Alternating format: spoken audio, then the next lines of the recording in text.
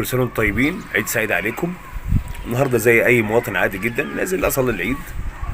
لقيت ظاهره غريبه جدا، كميه شباب لا حصر لها، شباب صغير جدا ما يتعداش عمرهم من 15 ل 20 سنه، راكبين كميه موتوسيكلات عبيطه يعني كتيره جدا.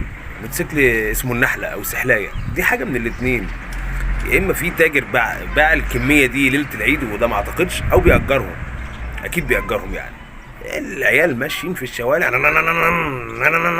ايه يا عم في ايه؟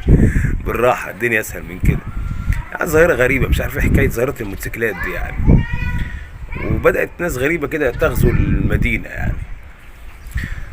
طيب ماشي، رايحين نصلي العيد وكله تمام. في حاجه تانية بقى، ده ما كانتش صلاه عيد النهارده خالص، كانت حرب اهليه. الديناميت والصواريخ والعيال تضرب بعض. اقسم بالله كانت عيال فوق الكوبري، اقسم بالله كانت عيال فوق الكوبري وعيال تحت الكوبري ويضربوا على بعض، والتاني يبص على اللي تحت، جت لا ما جاتش يضرب تاني، يضرب. ايه يا عم في ايه يعني؟ احنا بنصلي وورانا في حرب اهليه. انا الكلام ده كنت بشوفه ساعه الانتفاضه الفلسطينيه بس، اول مره اشوفه في صلاه عيد او في يوم عيد. حاجات غريبه جدا جدا يعني. الواحد طلع اصلا من صدمه يوم 28 رمضان، يعني صدمه عمر بصراحه. في ايه بقى؟ الاستاذه صفاء ابو السعود، طبعا بوجه لها كل تحيه وتقدير، في اغنيتها المشهوره للعيد لما بتقول سعدنا بيها بيخليها ذكرى جميله لبعد العيد. انا افتكر سعدنا بيها ده محامي. عارف انت لما تبقى ماشي في الشارع كده تلاقي مثلا ايه، استاذ محمد خميس المحامي، ده سعدنا بيها المحامي، ابن الاستاذ نبيه المحامي مثلا كده، فاهم؟ فخلاص انا معتقد ان سعد نبيها ده محامي، وهو الراجل عمل قضيه فبيخلي ذكرى العيد اللي بعد العيد بتبقى جميله يعني. اتاري سعد نبيها دي اللي هو سعدنا احنا بيها بايام العيد يعني. طب ده غلط منك يا استاذ صفاء والسعود، يعني انت اسمك صفاء، يعني اسم جميل جدا من الصفاء والنقاء. لا انت كده انت ضللتينا، انت ضيعت جيل كامل. ما تقولي سعدنا وتفصلي وتقولي بيها، هنعرف بقى ان بيها عايده على ايام العيد.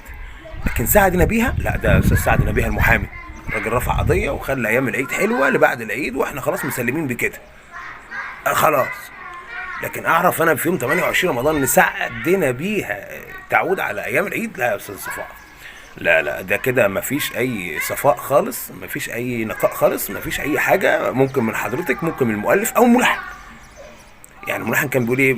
بدل ما يقول مثلا سعدنا بيها بيخليها لا، طب ما تفصل عن الملحن يقول ايه؟ سعدنا سعد وتفصل تنتريري بيها يعني، فاهم انت؟ فسر لنا الدنيا بقى يعني. كنت فسرت لنا عم الملحن يعني سعدنا بيها يعني خلاص مشواره خلص يعني. انا مش عارف الاقيها منك ولا الاقيها من العيال بتاعت الموتوسيكلات بتاعت صلاه العيد، ولا الاقيها من المداح. مسلسل بحبه جدا، في جزء رابع ان شاء الله. وايه ختم بايه؟ بالغول. ماجد المصري معاه في الجزء الرابع، انا بحبه جدا جدا.